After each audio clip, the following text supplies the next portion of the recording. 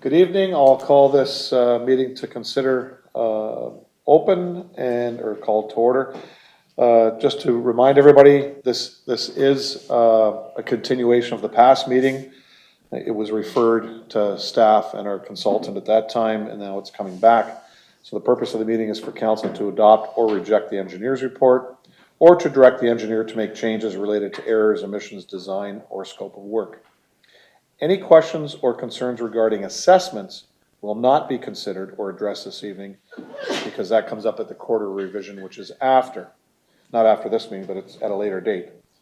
Any questions regarding the quarter revision should be directed to Alana Vanderveen, the city's drainage superintendent. Just please silence your phones or any other devices that you may have this evening. If I could have Councillors Hoyle and Bodner move that the meeting to consider agenda dated May 6, 2025 be confirmed as amended. Questions? All in favor? That's carried. Any disclosures of interest? Okay. So we're going to go to our presentation. I'll let Alana lead off on that and then take it from there. Thanks.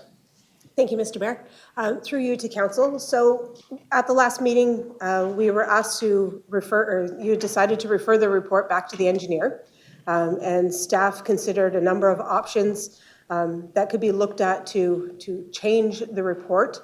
And we had spoken with the engineer and decided that to satisfy the criteria of that bare bones report, the only item that truly could be removed from the report was the wetland. So rather than rewriting the report to save dollars in not paying the engineer to rewrite the report, what we had done was just put a cover letter on the report stating that anything to do with the wetland in the report is no longer valid. Although the report would still be valid, it just, those features, the wetland feature would not be considered part of the report. To that, I will hand it over to Mr. Marsh.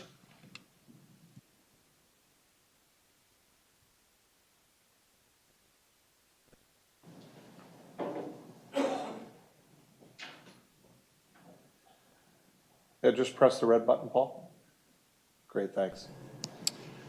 Councillors, Alana, and members of the public, this is the original report. I've taken some slides out, but for a refresher, just to remind everybody of what is in the report, some slides are still in, and then I've made modifications to these slides to reflect the changes that are made in the report.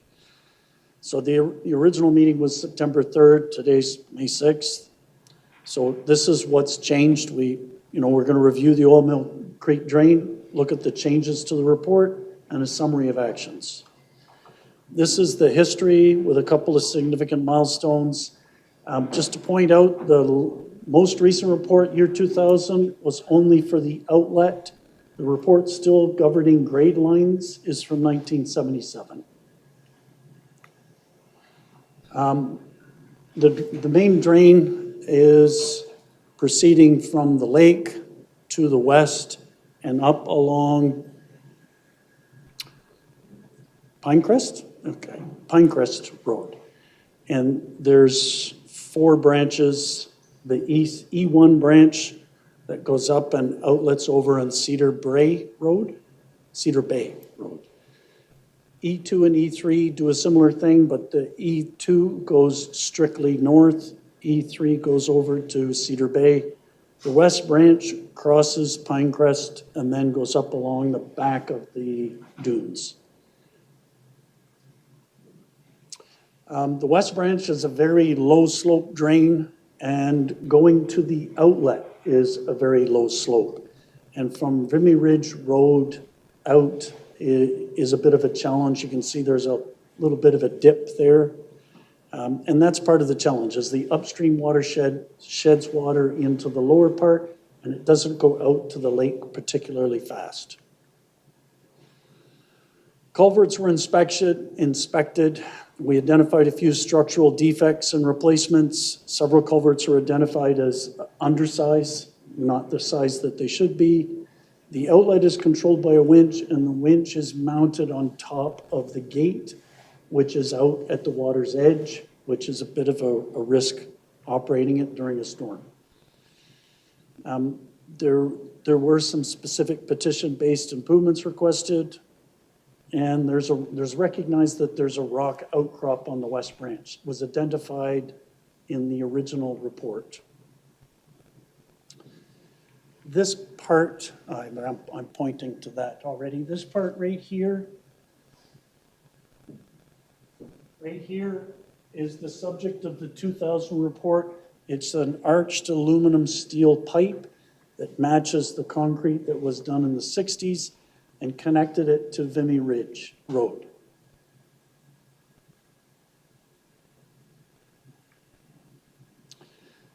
Everything is still designed to the 1 in 5 year storm. It's 68.9 millimeters in 24 hours.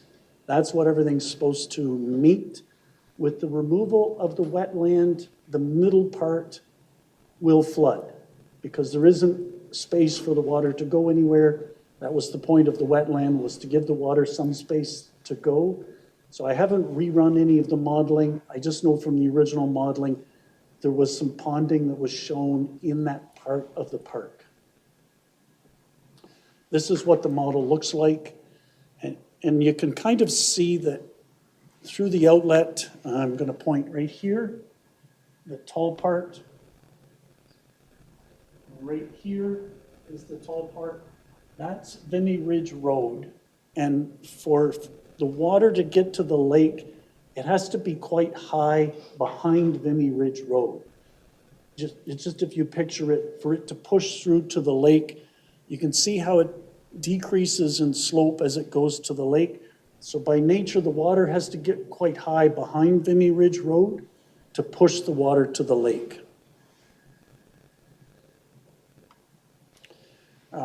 You know, this on the left-hand side is a map, and it shows with little red lines. I'm not sure if you can see it, but it looks like this, where we check the capacity of each of the branches. We compare the trapezoidal shape of the channel and how much water it'll carry. We looked at a number of options, you know, duplicating outlets on Pleasant Beach Road or through the park. Both of those do help, but they're very expensive. So we took them out. We were going to straighten out E1, but through consultations with the landowner, he pointed out there was a rock outcrop through there, and that meant it was a little too expensive.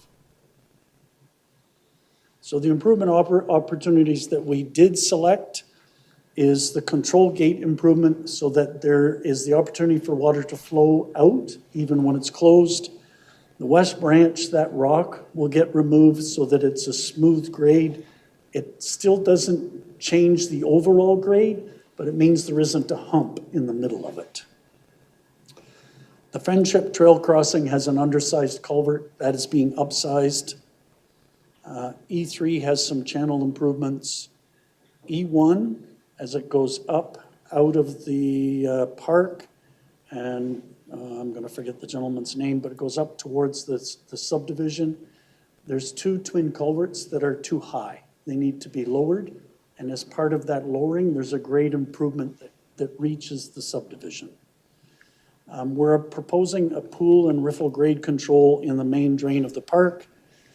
And number 7 is what's removed, which is the wetland. This is what the drain control structure improvements look like. This is what the riffle improvements look like. It's to maintain positive flow going to the lake. This is the West Branch, and it shows some of the rock removal in this pink. That's where the hump is located. This is what the riffle and pool improvements look like, and it's just immediately north of the culvert that's in the park. This is the wetland, and it's being removed from the report. And this is what everybody wants to know. The engineering's reduced. Our effort to design the wetland was removed. The CAD effort to design the wetland was removed. It's not a huge savings in the admin, but it does reduce the total project from to 436.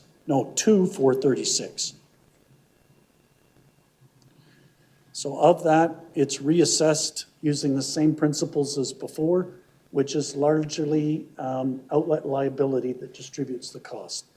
There's a few special assessments that are done. There's a private land benefit and a road benefit that are assessed. So this is where we're at in the process. Council can provisionally adopt a bylaw. That follows 20 to 30 days. Then there's the court of revision where we can make adjustments to the assessments if desired. After that, there's an opportunity for anyone to go to the tribunal. And that's pretty much it. This is summarizing what I just said. Can I invite questions? Yeah, Council, do you want questions now, or do you want to wait to hear from the delegations? We'll put a motion on the floor and then ask your questions. We can have Paul sit with Alana. Is that fine? Is that fine, Council, with you guys? Okay. So Paul, what we'll do is we'll take our delegations, but yeah, if you want to sit back over here, and then we can have council questions directed to you and Alana at that time.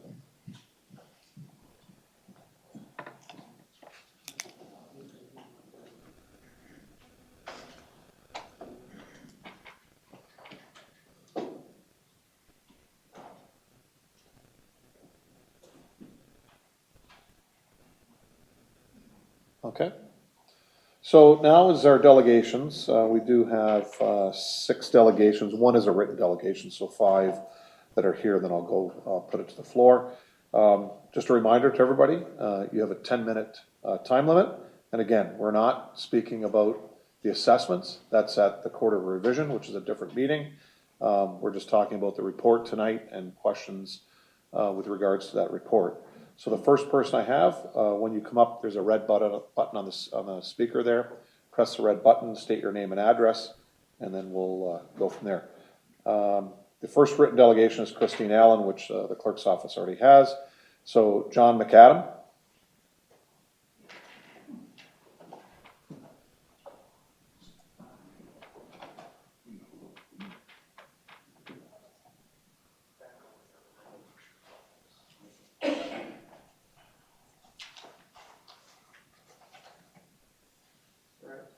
Go ahead. Oh, hit the mic, John? Yeah, it's okay. John McAdam, 519 Pinecrest. Just off, this is from the report. The drain is basically 150 years old. Just want you to remember that. And that's been constructed by 3 or 4 farms that would have originally been in that area, assigned that area. Farms were assigned 200 acres back then. Those farmers worked collectively to create the drain that the city has now taken over. And I just want you to remember that. Thanks. One of the things I found on the report, disturbing, Old Mill Creek, E1 branch. It's been overdug. Old Mill Creek, E2, E3. It's been lowered from its original intended profile. The West Branch, there appears to be compromised by subsequent maintenance work or other. I don't think all the landowners got together and did anything to the drain at that end. Bell Acres, the roadside swales. They show several humps and deep sections installed to incorrect elevations. The OMC, this is in the park, the functional design was compromised by over-digging of the grade line through Centennial Park. This is in your report. Next slide, please. The landowners were billed to do this work correctly in the past.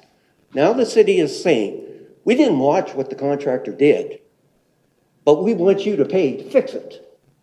We, the landowners, paid to have it done right the first time.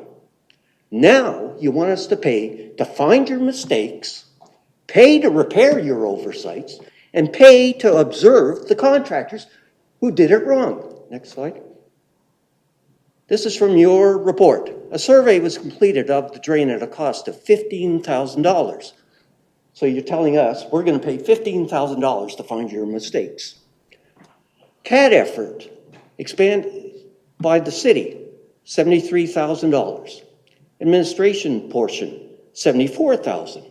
So that's about $157,000 the city expects us to pay. But you're using city employees that are already paid by our taxes. That's double dipping.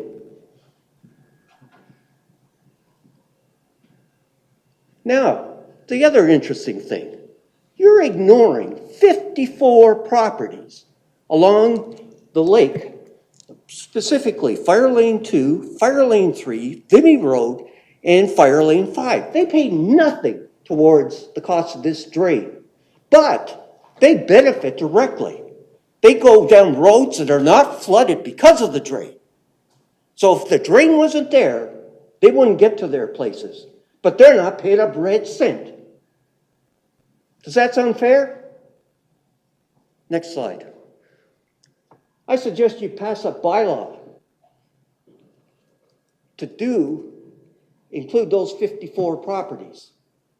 And don't tell me, and don't try and gaslight me, you can't pass a bylaw.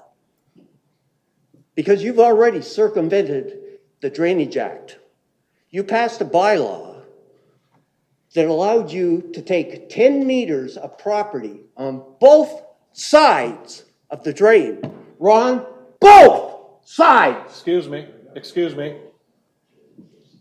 Last meeting, Excuse that me. man. No, excuse me. Either calm down or I'm gonna ask you to leave. Last No, meeting, excuse that me. man. I'm gonna tell you to calm down or I'm gonna ask you to leave. This happened last meeting, it will not happen tonight. Because you guys Excuse don't me, listen. excuse me. I'm not gonna tell you again. Put your presentation on. Council can ask you questions and we can take it from there. If you wanna raise your voice, you can go outside and raise it out there. You raised your voice Okay. last meeting. You told people in this audience to shut up. I actually never said that. Oh, how many people here were No. here last time? Actually, I didn't. But anyways, I'll let you continue.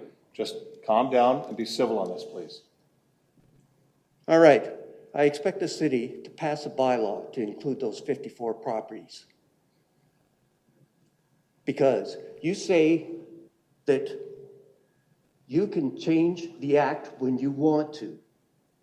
You changed the act to say, or it didn't change the act, but you circumvented the Drainage Act by passing a bylaw that says the city controls 10 meters of the property from the top of the bank of the drain on both sides of the drain.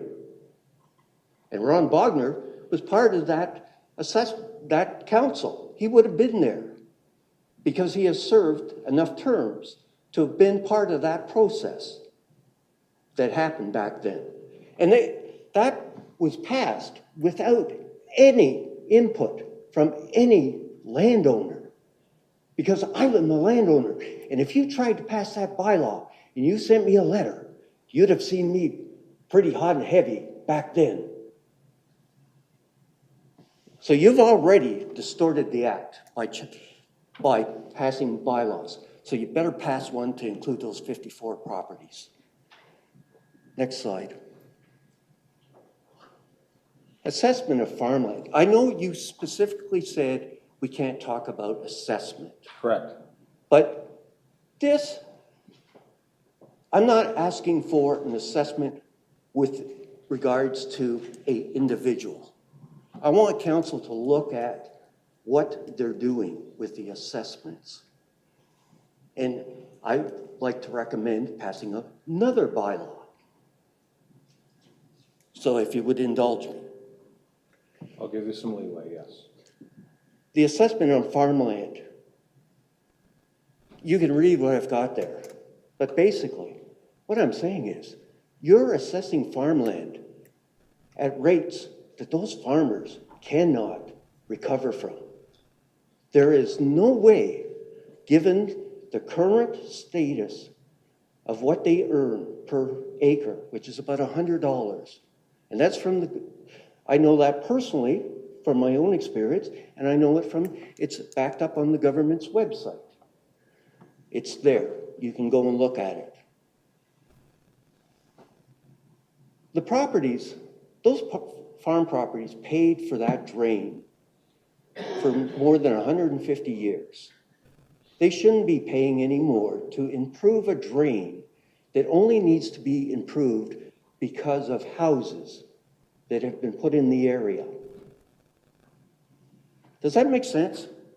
Back 100 years ago, those farms didn't need extensive rehabilitation of the drain. It worked for them.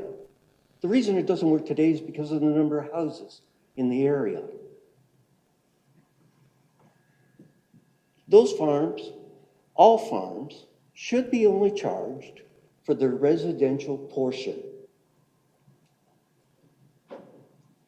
It makes sense. You collect tax for a residential home on the property and a separate tax for the farm property. They need some relief. Farmers can't afford this ridiculous pricing that's going on. Next slide. Now, back to the city passing this bylaw. You essentially said, I'm going to run a road allowance through your property. How is that fair? And the only reason I'm bringing this up is because you never gave us a chance when you passed this bylaw. You did this. Not maybe you, Mayor, specifically, or anybody on this council, except for I'm pretty sure Ron was there. And that's why I was a little heated, because the man insisted it was only one side, when it is, in fact, both sides. So take a look at this. If I'm on Fair Lane 2, my properties, you ran a road allowance through that says, I can't put a shed there, I can't put a patio there. And if I put a tree there, you're going to bulldoze it down. You'll say you won't, but you did. Not you personally, Elena, but your contractors did that on my property. They could have, they had both sides to work to, but nah, let's just take out whatever trees we want that were planted. They weren't wild trees. They were trees that were landscape trees. If I'm over on Cedar Bay Road, that poor guy there, I thought I had it bad. This guy's got it worse. And if I'm on Vimy, the cottage is there. Yeah, I'm not very happy either. You got 1 minute to wrap up. Okay. Next slide, please. All right, so what would I like the city to do? Remove all the associated costs with the heirs. They're not our problem. You screwed it up. Remove the city service costs. We're already paying for those city employees. Enact a bylaw to include the properties that benefit with access because of the drain. Enact a bylaw that gives the agricultural properties relief. They've paid long enough. It's about time everybody shares equally, and do that by the assessment. Next slide. I think that's it. Okay, Yep. thank you, John. Sorry for getting Yep, that's upset. okay, that's but- okay. Just a sec, John, just in case there is any questions. Okay. Councilors, questions? Councilor Bruno. Thank you, Worship. Thank you, John. A couple things through you to the engineer. The issue raised about these additional properties being on this drain. He showed a slide presentation there with those triangles or pylons. Can you respond to that? Sure, Councillor Bruno. The previous report completed in 2000, there was an assessment to, I think, fire lane properties, and it was taken to the tribunal, and the tribunal removed the assessment. And so when we saw that, it's a clear indication that the tribunal was identifying those properties as being outside the watershed. And so we chose not to include them. And from my review of the area, and we're talking about the properties that are east of Cedar Bay Road, they aren't served by the drain, in part because the road acts as a barrier for water to cross and get into the non-covered portion of the drain. Just on that, do they then go to another drain to be assessed? Or they get no assessment at all no on the assessment. Drainage Act? No assessment under the Drainage Act because they're not in the defined boundary of the watershed. Okay, the other one I had, maybe I can address this to Alana. Just a minute, Counselor. So do you have any questions for the speaker? No, they were just about Okay. one of the speakers. Okay, so I'll wait if you want to wait. Any questions to the speaker? Directly? I don't have to have him stand here, that's why. I have a rebuttal though to that. That's okay. Your time, sorry. Okay, Yeah, I'll be back. thanks, John. I'll be back. Okay, you guys have to restart your thing. Okay, go ahead, Counselor Bruno. Yes, through you to Alana. Alana, I've seen this before, and maybe it's a good time for refreshing our memory.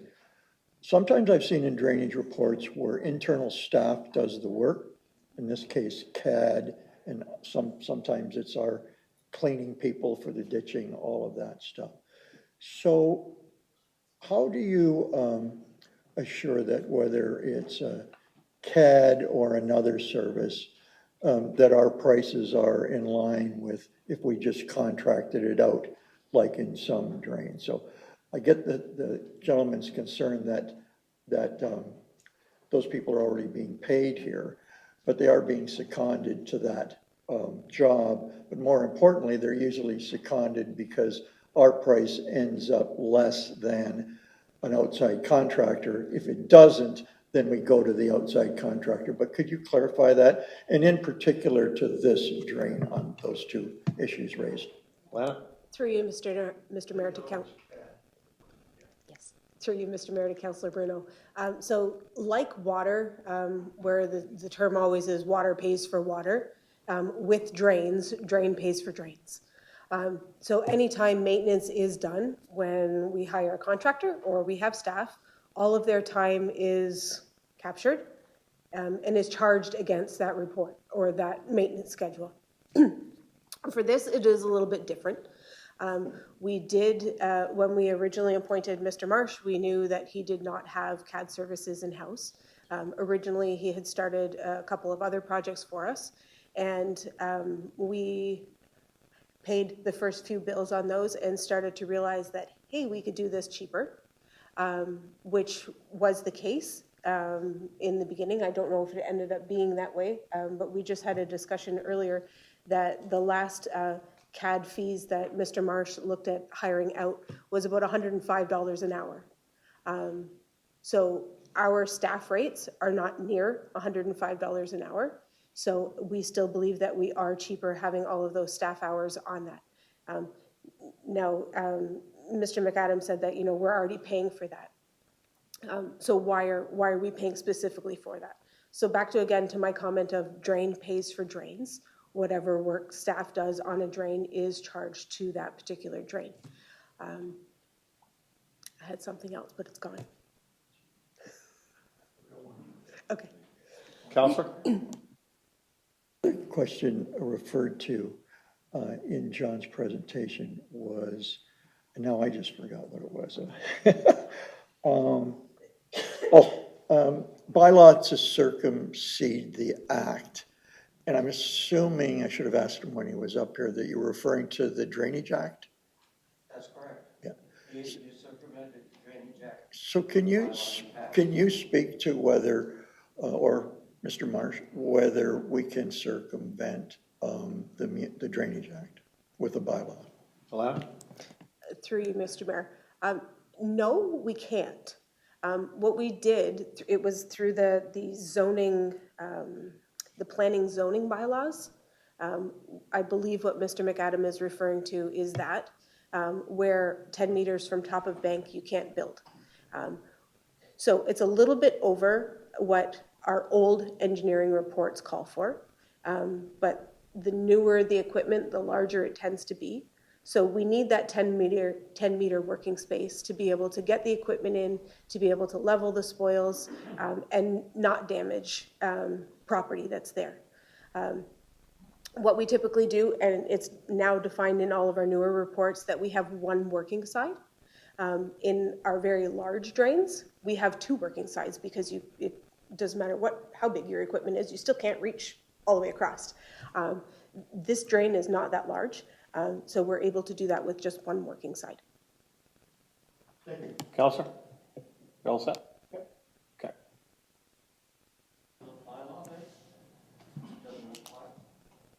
No, that's under zoning and planning bylaws. It's not a bylaw specifically. It's goes across all drains across the city. So that tonight, that's not, excuse me, that's not being discussed tonight anyway. So you want to petition the councillors, you can certainly do that. Our next speaker is Kathy Kalanick.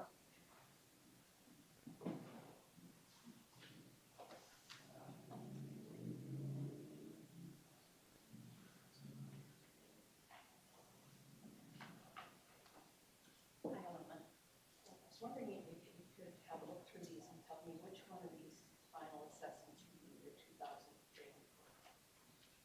Because there was multiple ones that were sent. I kind of, I've staged these over the years. And it's kind of pertinent to what Mr. Adams said. In my drain report. Did you know roughly how long ago you were doing this? Year 2000. You were getting all of this in year 2000? Yeah, that's mailings from the city. Okay. And then, this is the report for the year 2000.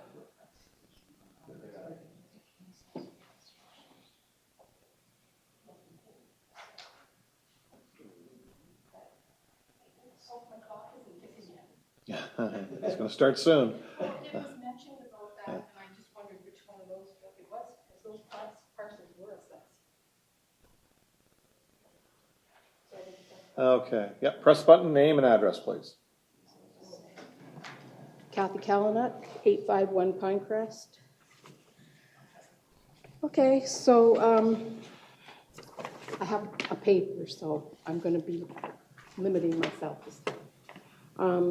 Since we purchased our property in 1995, we have been assessed 6 times for drainage maintenance and works.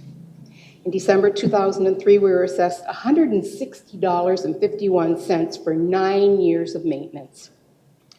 Our last invoice was $1,574.80, and yet we flood every winter and every spring. For 30 years, we have flooding in our front and rear yards, and nothing has been done to help us. I had pictures, but on time constraints. The Drainage Act is a vague piece of legislation governed by the Ministry of Natural Resources and the Ministry of Agriculture, Food, and Rural Affairs, OMAFRA, who have a responsibility to ensure their respective legislation is applied equally and fairly within the province. Unfortunately, there is nobody within these entities to ensure that the municipalities employing the Drainage Act comply to the regulations within the Act. I have observed several infractions in the manner in which the drainage superintendent and council have not complied to the Act. Unfortunately, I am being restrained by tonight's strict enforcement of delegate protocol of 10 minutes to speak. I have also noticed that there are a lot of sections in the Act that are loosely open to interpretation. A prime example is the practice of assessment, which I've given Alana those assessments. In the last Drainage Act report, 25 years ago, from the year 2000, January 2000, on pages 10 and 11, anybody that wants to look can look.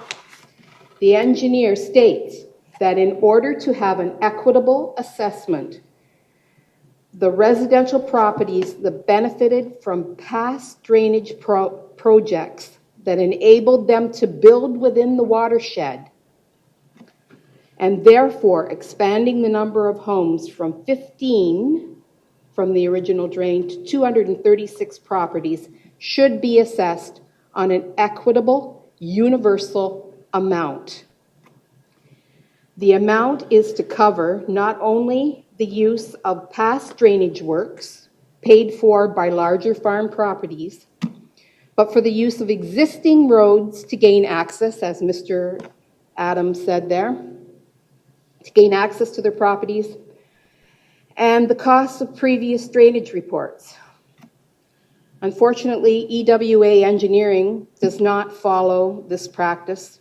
Therefore, 24 properties are assessed in the current report at under $50 and as little as $3.32. The difference between the two methods is immense. Employing the method that the previous engineer used would significantly balance the engineer's fees and be reflective of the benefit of all landowners by the report and by the administrative fees. The eligible administrative costs are $241,446.18. They are $46,083 more than the actual cost of construction.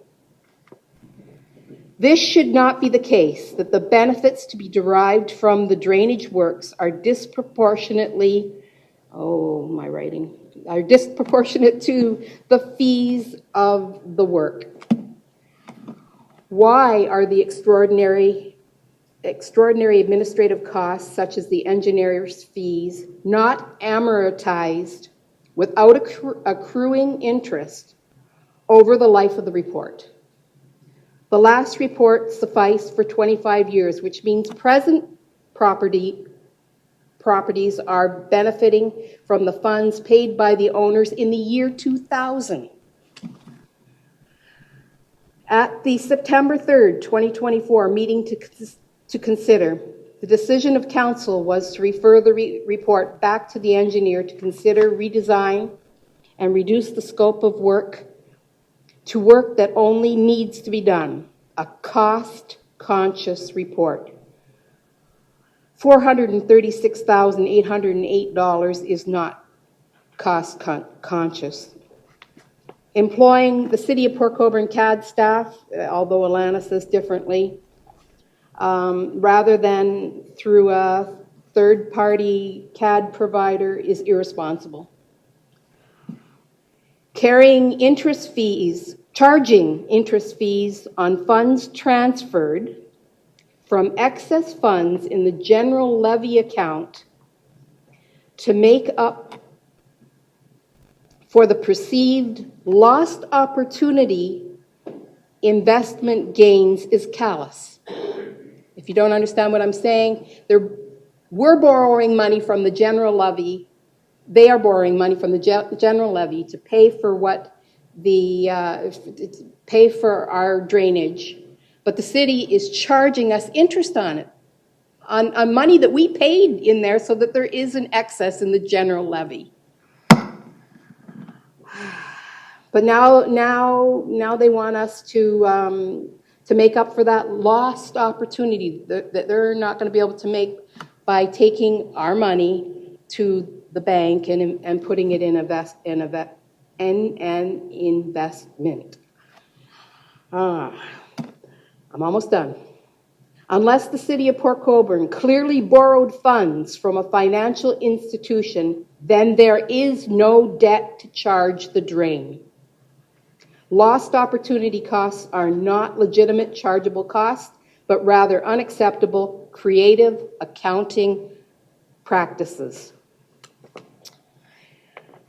I've lived in the hamlet of Gasline since the 1960s. When I look through the assessment schedules, I now only recognize a few surnames. The fact is, neighborhoods are dynamic. Even the more desirable neighborhoods, such as ours, revolve. We love our home and our neighborhood, but our tax burden and these drain bills are not feasible on CPP and OAS. Yesterday was my, in a sidebar, was my husband's 67th birthday, and he's still working. He's still working because we're paying over $10,000 in municipal taxes currently, plus this ditch. Ooh, that was not intentional. Ditch bill. Our assessment is over $10,000. So if this report is approved without addressing the issues I have stated here, and in my earlier email, I have questions, but I'm under time constraint here. The non-tangible extraordinary administrative costs plus any actual drain maintenance fees will become our debt immediately and will accrue interest only to be discharged if unpaid from the equity we have built in our home upon sale. How is this fair? I ask that council not send this report forward. You have to re-examine, and I've submitted the questions as per my time constraint, but there are serious issues. So I'm going to take questions now from council. Any questions from councilors? Councilor Aquilina. Thank you, Mr. Mayor. The question in regards that Kathy brought up in regards to the pool of money that pays for the drain and then the landowners pay off their respective bills. Can our CEO talk to us? Certainly. Mr. Bowles. Through the mayor to the councilor and council. So the policy that's been adopted is that when somebody's going to go do a drain, the drain borrows the funds from the tax base, the rest of the taxpayers and most of those taxpayers wouldn't be on a drain. So those taxpayers would have experienced interest earned that goes into the budget that reduces their taxes. So in lieu of them not having that interest to reduce their taxes, they charge that interest to the drain. At prime. Councilor? Whoop. I think, No, say the amount. No, it's fine. Prime plus 2. Let the councilor ask the questions. Councilor. So to Kathy's point, how is the rate of interest determined? Mr. Bowles. Through the mayor to the councilor.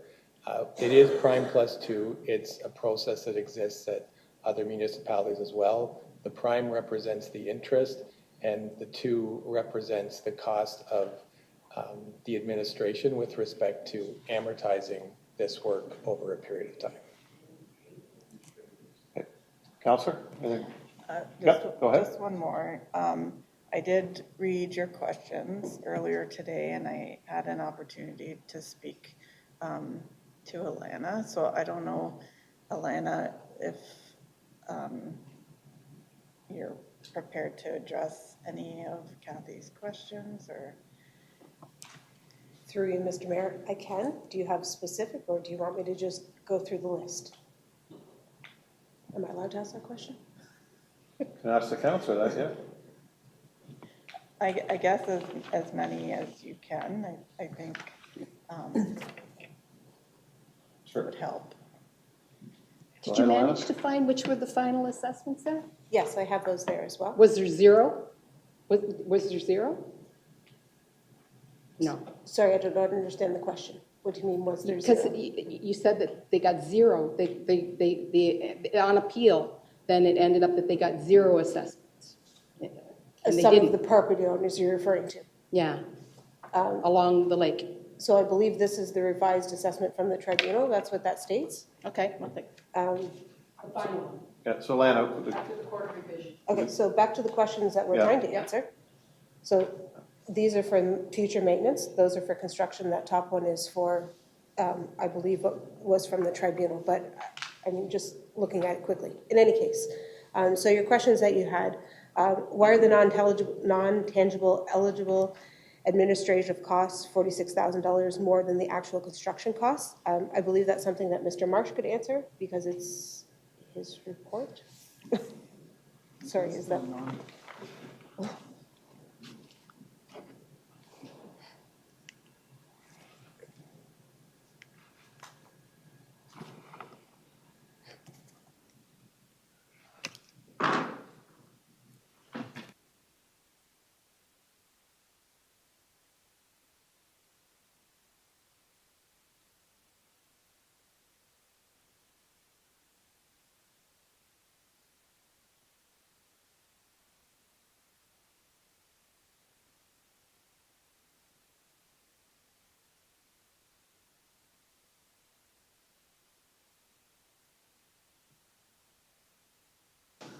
I don't have a 46,000. I don't know what you're referring to as 46,000. Okay, the administrative costs are 241 something, Yes, and the construction costs are 195. yes. So administrative fees 241, construction 195, is a difference of 46,000. Oh, that's the difference The between, difference oh, between- Yeah, so the administrative costs, okay, that's, the administrative costs are higher than the estimated cost of construction. Yeah, and that's not kosher. Well, that's how it is. But it, you know, when you look. Okay, guys, this isn't a debate or a question back and forth. I'm gonna have Alana answer these questions that pertain to the report, those that pertain to the Court of Revision, you can save those for that. But if you want to finish answering those, but this isn't a back and forth, sorry. Thanks. Through you, Mr. Ware, some of these questions aren't necessarily towards me, so I will ask Mr. Marsh again to answer.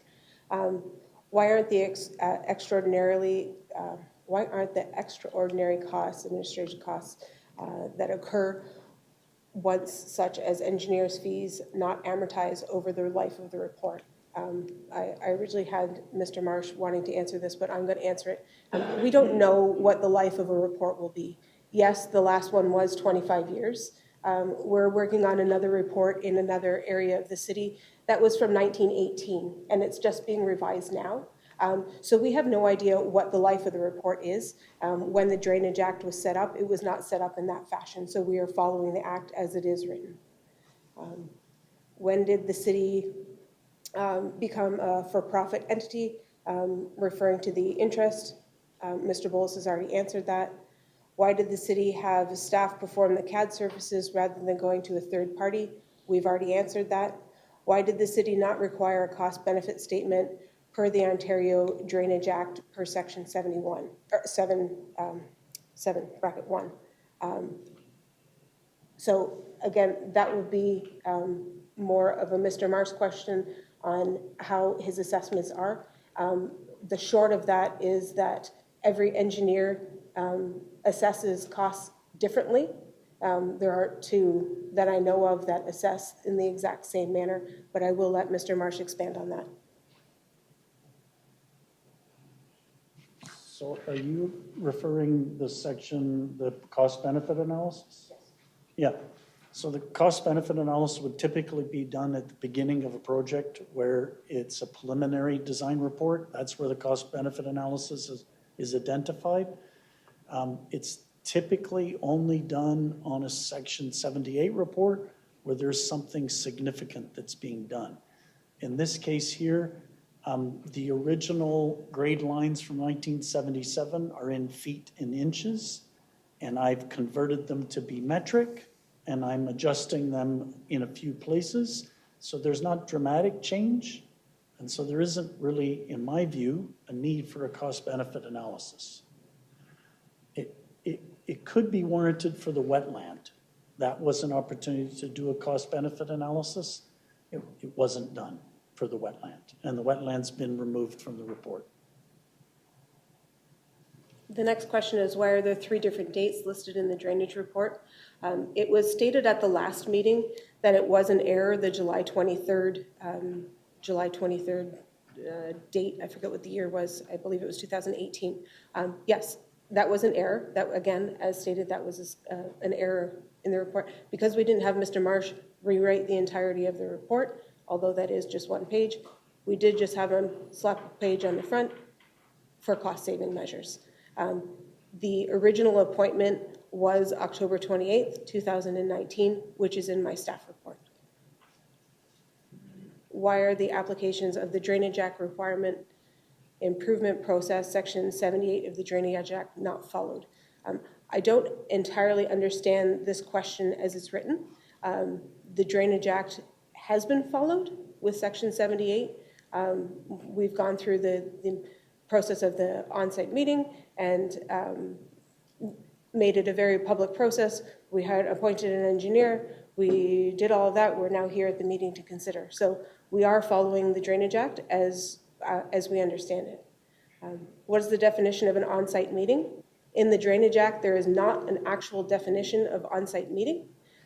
Way back when the act would have been written, an on-site meeting would have been an engineer meeting with the 4 or 5 property owners or more that the drain affected on their lot.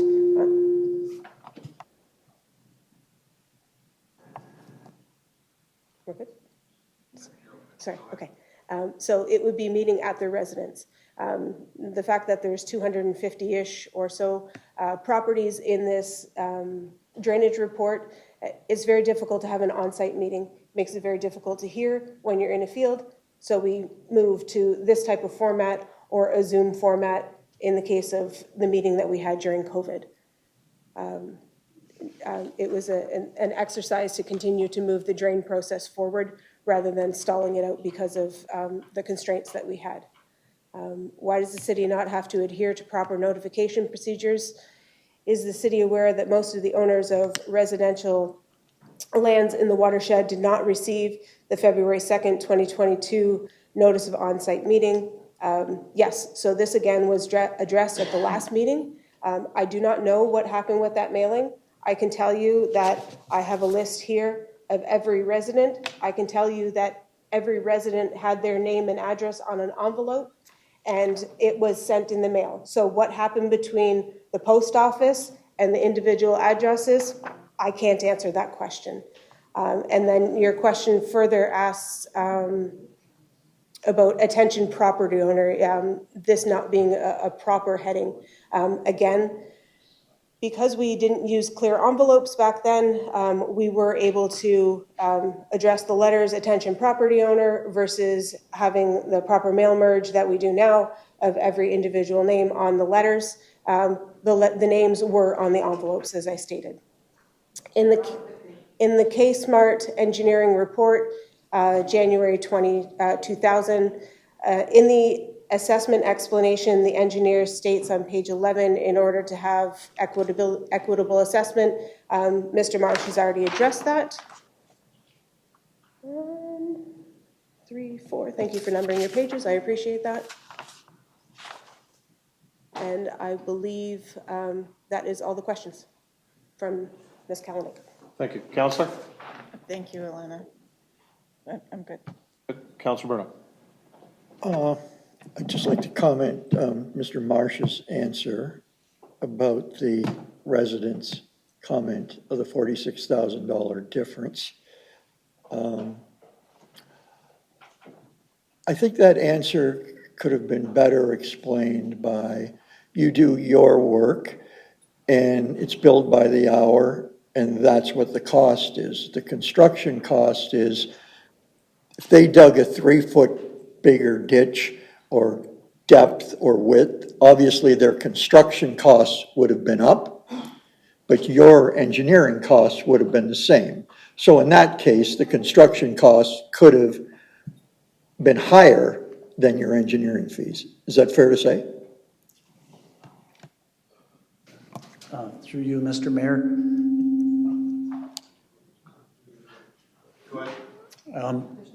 So that every year when we go to a conference, they present a chart and it's the value of the projects compared to the engineering fees. And typically you'd look to see it in a narrow band. And for drainage work, it's never in a narrow band. It's a scatter plot. It's all over the place. Some of them they don't even go to construction. So there's an engineering fee and there's no construction work. And so, yes, anything in construction that raises or lower it changes that ratio.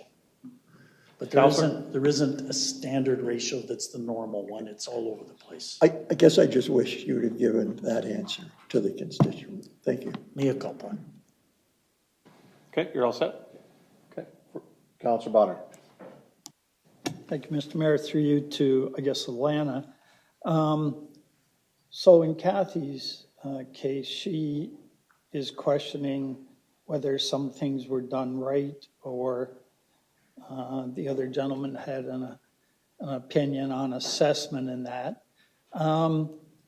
There are remedies if they wish to go someplace other than us that can't answer those. Would that be the tribunal, the referee? Could they take a concern like that there and then, get their question answered? Lana? Yes, through you, Mr. Mayor. There are the three avenues of appeal. The first avenue, of course, is the court of revision. So for assessments, of course, that would be court of revision. The tribunal is a second option for appeal, which also looks at appeals for assessments, which the court of revision has already looked at. They will not look at new. So if you miss out on your opportunity for appealing to the court of revision, you can't go and say, oh, I missed it. They will not look at you. They do also look at the structural part of the design, any of the concerns that way. The referee is more for legal matters to ensure that everything was done correctly. And there are other avenues with that as well, but I'm sorry, I don't know a lot about the referee at this point. Counselor? Okay, thank you. Further questions? Okay, our next delegate is Jim Vance.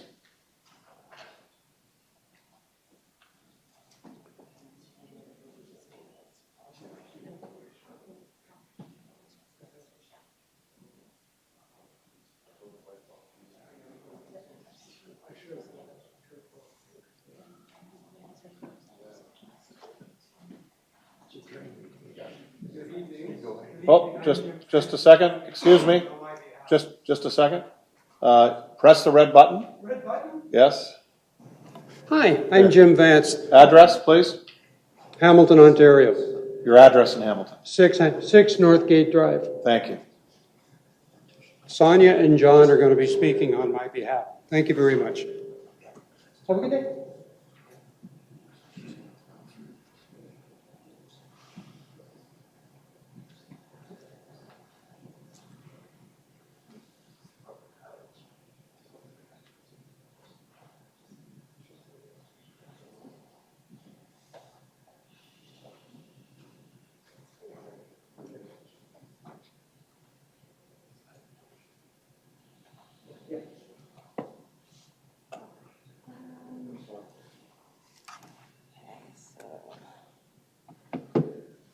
Actually, could you help me with the slides? Tell her when to.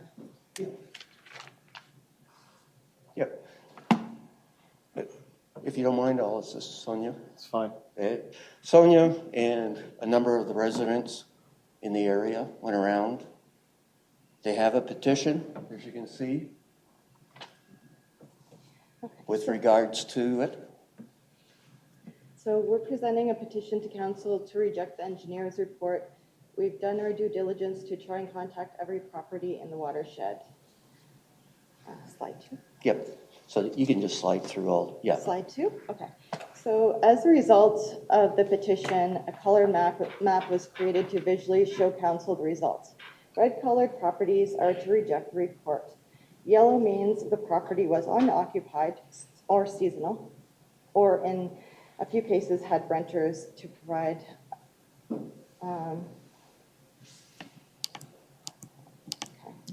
And some of the people, we have to provide privacy, but they didn't want to sign because they feared retaliation by the city. And I think everybody who saw the meeting last time can understand why people feared retaliation, because even Bodner did, group reprisal because he was mad that somebody told him to kill the report. So that's probably not a good way to go. Light green indicates those that did not wish to sign. The property not colored white, there was no structures, hence no way to contact an owner. These properties usually had no street number. The dark green is the city park. As you can see by the results, the watershed occupants have overwhelmingly voted to reject the report. Council should vote to reject the report. The expensive removal of rock to redefine the portion of the West Branch along the fire line number 2 is rejected by the affected property owners, and the other property owners on the West Branch have either rejected in red or wishes not to go on record yellow. No one on the West Branch wishes to go on record of supporting that work. So just to reiterate that, no one on the West Branch wishes to go on record of supporting the work. Slide 3. If the city wants to create pools and ripples within their property, that is the city's prerogative, but no financial support is favored by the watershed property owners. The report states it is because of over-digging. This would have happened under the city's direction. As such, city needs to rectify at their cost entirely. Okay,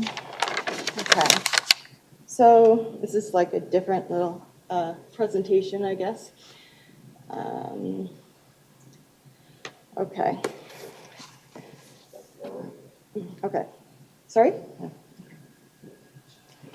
So I just asking for a little bit extra time because I wanted to address some comments that were made by you guys, and just to clarify and correct in a sense. So I am familiar with the AFRAT tribunal because you guys had asked about why they were removed from the watershed, and the tribunal actually was ruling a few things of interest. Number one, that, and after a break, I can bring up the document. I didn't know I'd need it because I didn't know so they wanted Walnut Park, which is not part of the watershed, to pay because they use the roads in this watershed. So they added them to the assessment roll. So again, even though they're not in the watershed, they added them because they use the roads. So that is to kind of reinforce the reason that everybody in the watershed should be paying because they use the roads, because we're just going by the tribunal. That's what they said. I'm not saying, it's not coming from me, it's coming from the tribunal decision. And secondly, again, they ruled in the tribunal that everybody in the watershed should share in the payment, which includes, the 50 properties or whatever that were removed. So, and then the other thing that they said is that the additional benefits, so the special levies of $200 were removed from 38 properties. They did not say that they remove all benefit. And further to that, in the tribunal report, and which was approved obviously by the tribunal, they allocated benefits, charges, and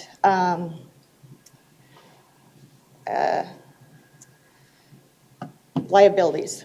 So I can talk to that later. But that was completely separate to what I wanted to say. I just wanted to clarify because, the report actually says differently. They didn't say to remove 50 properties. They said that everybody should be paying. Okay, so now that everybody's had a chance to kind of see that, this is a different presentation again. The September 3rd, 2024 meeting ran over, and I'm sure everybody was tired. However, Ron Bodner said things that were disturbing. He championed that a resident was about to lose flood insurance. The gallery was not given a chance to challenge or ask for clarification. Ron at one point stated that he felt no one showed to support the report because of the hostile gallery, meaning the people in the crowd, and would not support the overwhelming majority. So no one in the gallery ever exhibited a negative attitude toward the people who had flooding. So I feel, I don't agree with that. Ron's attitude was increasingly hostile and Excuse me, close-minded. I'm gonna stop you there. Either talk to the report, we're not talking about individuals here. So Okay. go back to the report if you want to ask questions. Okay, You're well, this is about just 2 minutes ending. left. You Thank should not serve on the committee to review assessment rates, and we have serious reservations about his ability to separate emotion. So I'm gonna ask you again. Stick to the report, please. Okay, Thank so you. I was thinking that we could call for a short break so that you could kind of absorb and take a closer look at, this, because it's some important information for you guys to absorb. Would that be? No, you get your 10 minutes. I'm gonna have council ask you questions if they have any, and then we'll go on to the next person. Mm-hmm. Do you have any more to add? Okay, so you guys were saying that you'd done everything possible to notify the public. I'm just curious what's going on about the mail, because recently in the Wignall Drain Tribunal, the tribunal actually had to be postponed because they realized that the city had not informed the watershed. So again, this is like an ongoing thing, and this is proven by the tribunal having to be postponed. So the other issue that I had, kind of a question about the report too, is Marcia was saying that, or people were saying that there would be a chance to apply to the tribunal, but for the Wignall drain, it was interesting that the city decided to appeal the appeal to tribunal, so trying to block the Wignall people's ability to speak to the tribunal and share their concerns and have some freedom of speech. So OMAFRA said that was like unheard of, and they never really come across that before. So I'm just wondering if that's going to be like a common theme, like if this is approved, if they're going to block our right to tribunal as well, or attempt to. If I could have you wrap up, please. Thank you. Okay, so yes, so Walnut Park and all that. And okay. Do you want to add something, or?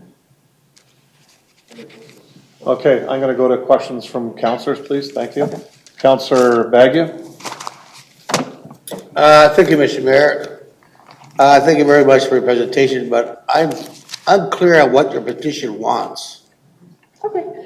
Can you explain what your petition actually wants council to do? Okay, yes, that is a fantastic thing to ask. So essentially, as they said, the Drainage Act, according to AMAFRA, the intent of it was put in place so that farmers could petition the city to get drainage, for their crops and that.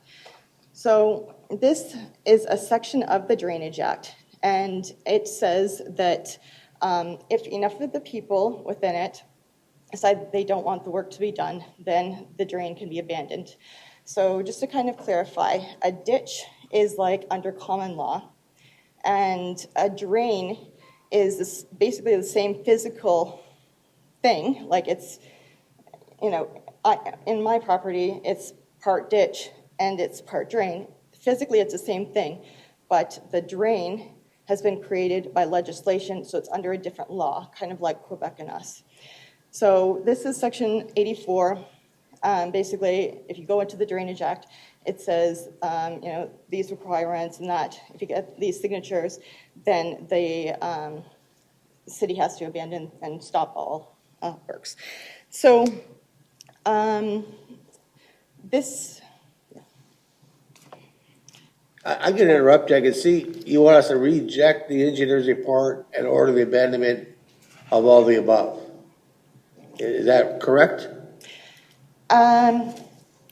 Yes, so per section Okay. 84, yep. Mhm. Yeah, that's good. I Just reject it. So these, we collected the signatures.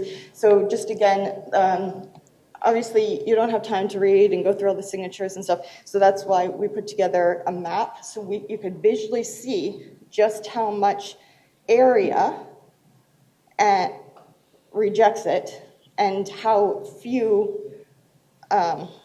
people actually support it. And so again, that big green spot in the middle, that's not actually supporting, that's the park. So, and Okay, I think you've answered the Yeah, council's question. I get your, what you want Okay. here. Thanks. Any further questions? Councillor Bruno.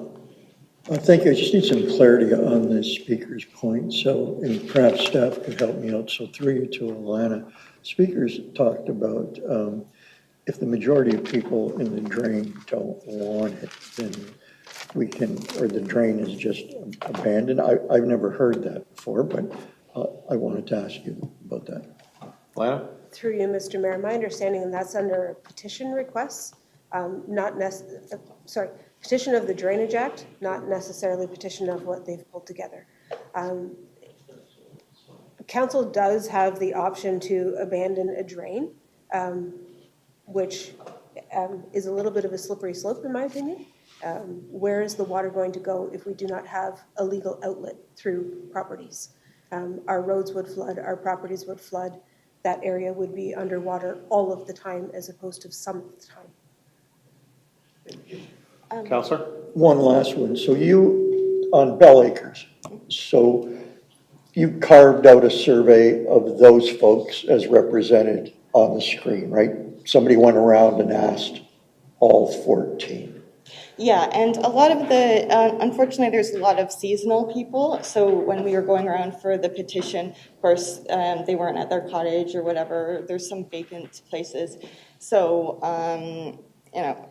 I don't know if they should even count.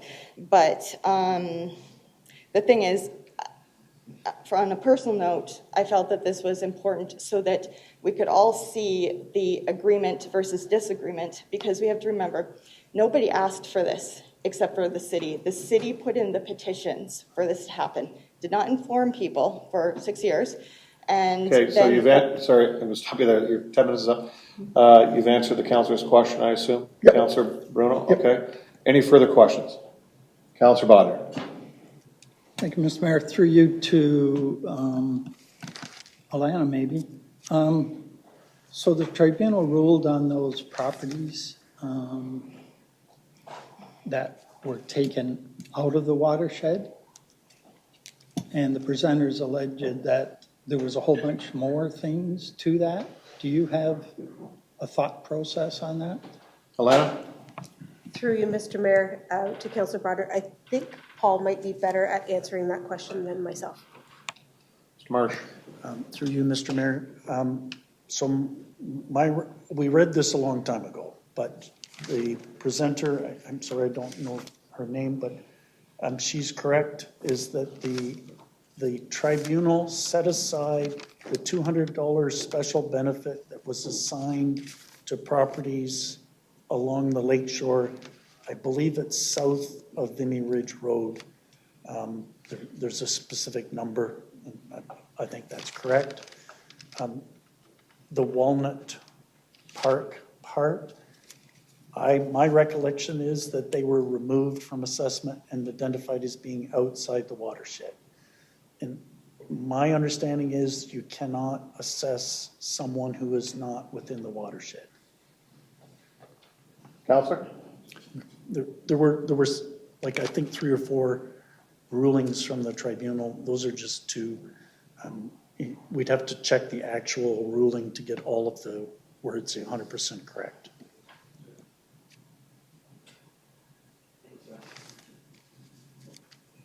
You're all set, Councillor? Okay. A question to the speaker? No. Okay. Any questions to the speaker? Thank you. thank you. Just to let council know, the petition was sent to the clerk's office. Okay. Go ahead, Councillor Baker. Thank you, Mr. Mayor. It was mentioned that when somebody goes to tribunal, the city can also go to tribunal and try and stop the residents. I've never heard of that. Have you, Alana? Lana? Through you, Mr. Mayor, sorry, I'm not entirely understanding your question. The city. Well, in the presentations, it was stated that was somebody went to the tribunal. The city also went to the tribunal to try and block the residents' application. I've not heard of that. Can I just ask the speaker for clarity on the comment that they were referring to the Wignell drain? That was the Wignell drain, yeah.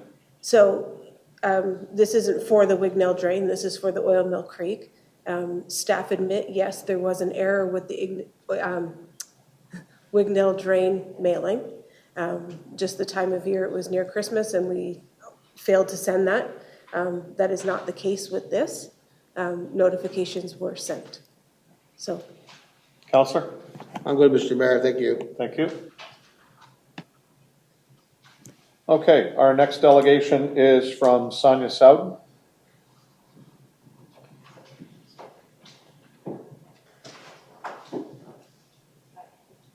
Sonia's not here. Sorry? Oh, so you, oh, sorry, I apologize, because, did you not say this was your wife? So you've had your 10 minutes, thank you. No, I was No, speaking. you get one shot. You get 10 minutes. He gave my time. No, you don't. No, that doesn't work here. You get your 10 minutes. You've had your 10 minutes. I spoke on behalf of him. No. He gave me If he my wants time. to speak, he can come up and speak, but you've had your 10 minutes. No, I didn't actually. Yes, you did. No. That's. I know I had you somebody. did allow it. I know I had somebody come up. That's part of it. So I'm going to go on. It's I'm going to go on to the it's next. part of, I'm going to it's go part on of- to the next speaker, please. Thank you. Thank you very much. You're incorrect is.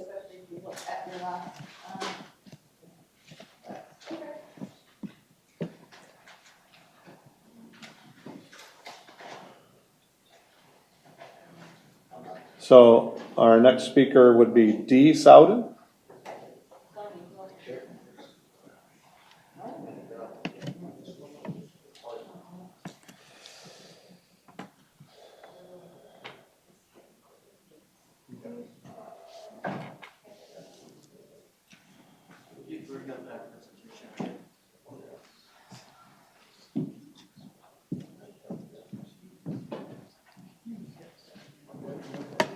D. Sodden, Pinecrest, Port Colborne. Thank you.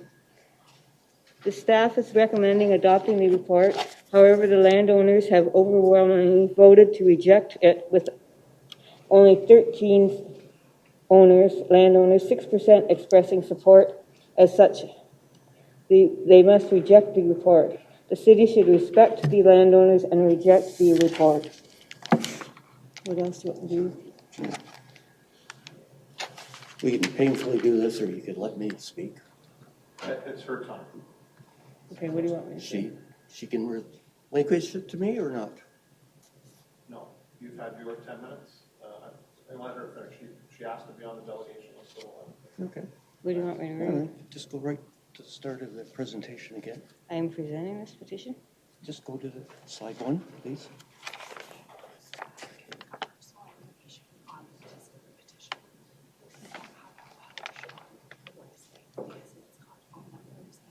Okay, go to slide 2.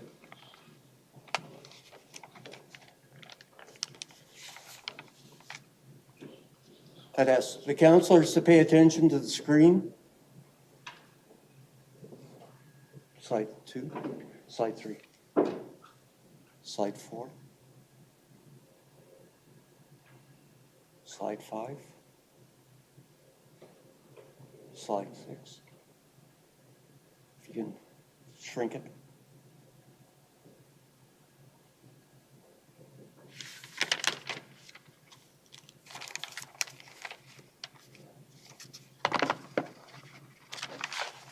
So should I just read this again? No, read this one.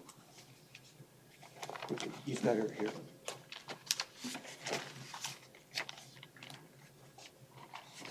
Right there, just read the top. Okay, the E2 branch changes is only supported by Fire Lane number 4 residents.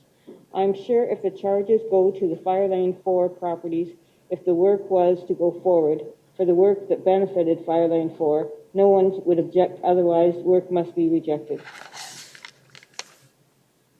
Next slide. Can I read this? Yeah, can you rotate that? I don't know why that didn't rotate. This one here, you want me to Yeah. read? E3 branch, the landowners have signed the petition in rejection of it.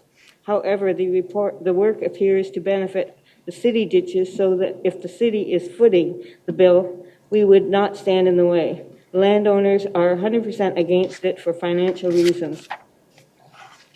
And the last name. Which is where?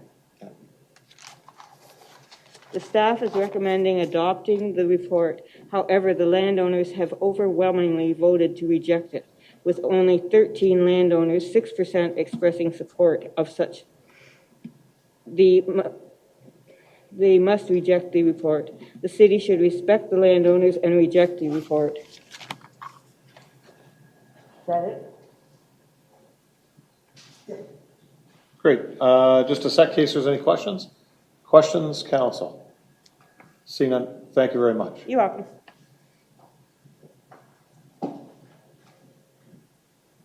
So that goes off our list of delegations that had contacted the clerk's firm. Is there anyone else that wishes to speak? Just raise your hand. Okay, council, I'm going to put the report on the floor so you can ask questions to staff. I'm going to have Councilor Jacqueline Bodder move the Public Works Department report 2025-90 be received. That the mayor and clerk be directed to execute a bylaw to provisionally adopt the Oil Creek Engineers Report dated February 27, 2025, prepared by Paul Marsh, P.Eng. of EWA Engineering, Inc., under Section 78, Chapter D, 17 of the Drainage Act, RSO 1990. I'll stop there because then we go into councillor appointments. So we'll go to this for questions. Questions to staff. Councillor Bruno. Thank you, Worship. Through you to Alana or Mr. Marsh. So in many times, drains take a long time to get to this point, and estimates are done earlier in preparation for the report. So in terms of this, could you explain to the general public, so there's other steps I'm assuming you're going to read out. So right now, the construction costs and all the costs listed in the report as are affected by what date? Where I'm getting at is, in this case, although the engineering fees are above the construction cost fees, so those construction cost fees, how current are they? Mr. Marsh. Through you, Mr. Mayor, roughly 2 years. However, included in the costs is a provision for a contingency fee, which is intended to account for variations in costs that are unforeseen. I can't say, what those changes are like over the past 2 years, or even what potential tariffs might affect costs. I don't know how any of that's going to turn out, and I didn't foresee any of that 2 years ago. So if I could, generally, so contingency cost is built in a construction contract for unforeseen circumstances. But in this case, you could be using, I'm not chastising this, I'm trying to understand it. Yep. The contingency could be used up by inflation the later it takes to do the drain, and then there is no contingency for construction. Is that a possibility? Through you, Mr. Mayor, yes, that is a possibility. So if I could, what happens if construction costs have gone up 2 years since we've gone through this process and it eats up the 10%, and then construction costs are more, or there's a problem during construction? So how is that money recouped? So through you, Mr. Mayor, I might be answering your question slightly differently than you're asking it. When we purchased the city excavator, we have been running with the same I'll call it rental rate or hourly rate on the excavator since we've purchased it. That's a 5-year term that we have with that. After that 5 years is done, it could potentially lower because it wouldn't essentially cost us as much because we're not paying that initial fee back. So there is a possibility, or not a possibility, but we are still running the same excavator rate if we are doing the work. If we tender the work out, we have no idea what the results will be. The only influx that we would have is staff time, which the staff increase over time, hourly wage.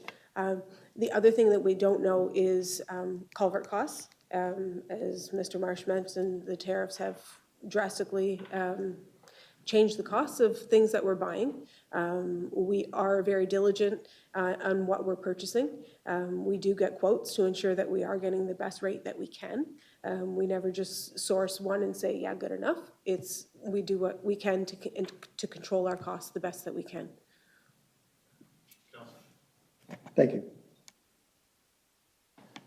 Any other questions? Councillor Bodnar. So I'm not sure whether this is the place, and you can tell me, Mr. Mayor, but I was going to put, I'll call it an amendment, but more like a suggestion and then have council vote on it.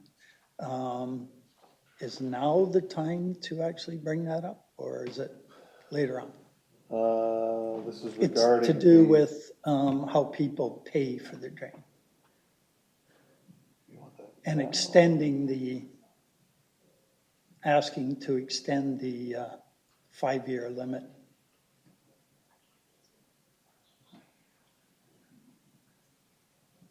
Alana? Through you, Mr. Mayor, to Councillor Bodnar. So we have discussed that internally and with legal to see if it would be, we could allow a longer payment term than what we have previously. So our standard now is pay up front, or we give you the option of paying over 5 years. We are looking at, for those that have a significant amount, allowing them to pay over 10 years. With that, there would be the interest, so it wouldn't be free. But I think that addresses that question. I do have one other little caveat as well, and I was speaking with another municipality and just how they do their billings. So once the report is finally adopted, so we've had the 3 readings of the bylaw, we do have the availability to bill the engineering costs at that point. So those engineering costs would no longer be collecting interest until the completion of the project. In saying that, it's an interim billing, so we can bill that, and then once the construction is complete, then we can bill the construction at that time. I am not entirely sure how it works with the OMAFA farm granting and how it works with the completion certificate from the engineer, but it's something that we can explore and I can learn a little bit more about prior to getting to that point, if that's an option that we would like to explore. Councillor? I would just like, if this goes forward tonight, I would like council to direct that happens rather than, I know you're saying it's going to happen, you've been thinking about it, it's lawyers have vetted it and everything, but nobody's happy with the cost of this. Council doesn't have complete control of that, but for anybody that has, and I would suggest that it may be anybody that owes $5,000 or more, but if you've already got a plan, I don't want to mess up the plan, but I certainly would like to see it 10 years rather than 5 years, because it is considerable cost to a number of people. So I just don't know how to ingrain that into this so that we make sure that happens. Alana? Through you, Mr. Mayor. So that is something that would be discussed when we do the levy bylaw. Once all the work is complete, typically that 5 or 10 year or 1 year, whatever the case may be, that's discussed through the levy bylaw. If we're looking to do that interim billing, then that's something that we can discuss when the report had the third reading of the bylaw, if that's something that council wishes to explore. Yeah, but it's something that you're looking to go forward with anyways, sounds like, based on your conversations with other municipalities.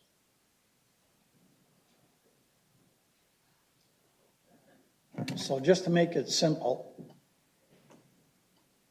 will people have the option of paying this off over 10 years? Yes or no? Lana? Through you, Mr. Mayor, if that's what we choose to put in the levy bylaw, then yes, that's what it would be. Who chooses that? Council? So it'll come back to us. Okay. But in essence, I think staff is saying that that can happen, so. Fair If you enough. want to put that in the levy bylaw, then I think direction from this council would be to say yes. All right? Counselor? To Councillor Bodner's point, so it's really operating on two different tracks. This is going forward. Separately, we're going to look at 10-year payments, I'm assuming for all drains going forward.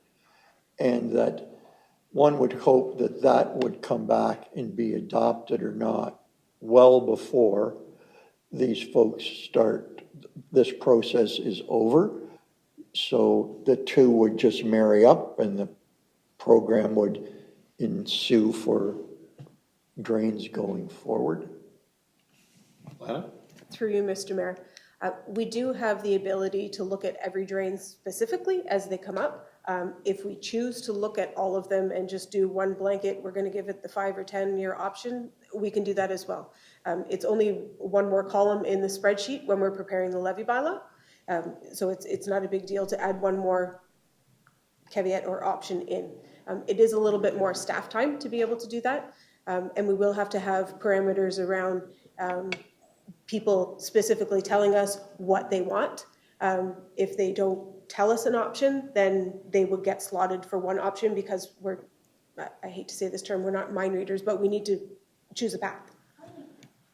Councilor? Sure, I mean, this will be for debate when we do that, but I would think, if you have 20 people having over $5,000, the next drain you have 2, it's just as important to those 2 as it is to the 20. And if we use a threshold number, then it doesn't matter what drain it is, it's still a burden that's too much. Yeah. CAO? Just through the mayor, staff will take this as direction and come back with a general guideline to be able to do this on go forward for drains. I think both councillors are right to the point that it may apply very well here, as Councillor Bodner said, but applying this to future drains would be something to look at as well. Thank you. Councillor Aquilina? Thank you, Mr. Mayor. My question was going to be to Alana, like, is there a prescribed threshold or how are they going to determine that? Because I think that's important as well. But the other question when you were speaking was, if this report is passed, in terms of construction, what are you thinking the timeline for construction would be? Lana? Through you, Mr. Mayor, that is probably the most difficult question you can ask. If, assuming we pass the report tonight, there are no appeals, which I believe is 30 to 40 days. Yes, it's 10 days prior to the quarter revision, for the quarter revision, and then so many days after that for the tribunal. I believe it's 40 days for the tribunal. So essentially, if there are no appeals in 40 days, then we could do the final reading of the bylaw and we can start construction in 50 days. Now, if there are appeals, it's anybody's guess, depending on when we can set meeting dates for the quarter revision, depending when we can get meeting dates from the tribunal, it tends to drag out. Councillor? You're fine? Further questions? No, go ahead. No, I was just happy to see that staff will take this as council direction, which is really what I wanted to happen. Good. Thank you. Further questions on the report?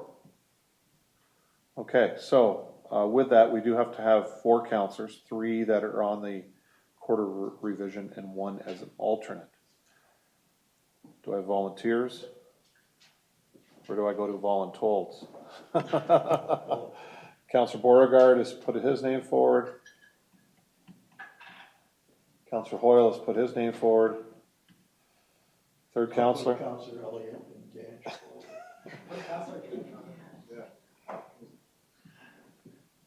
If he's not here. Yeah. Suppose if he's not here, we could do it, but, I need a third counselor. Counselor Aquilina, Counselor Aquilina. And I need an alternate. Counselor Baggy, would you be the alternate? So I have Counselors Beauregard, Hoyle, and Aquilina, and then, Counselor Baggy appointed as alternate. Any further questions with regards to this? So you know the motion you're voting on, and you know the four counselors that are on this quarter revision. Further questions from council? Seeing none. All in favor? All opposed? That's carried.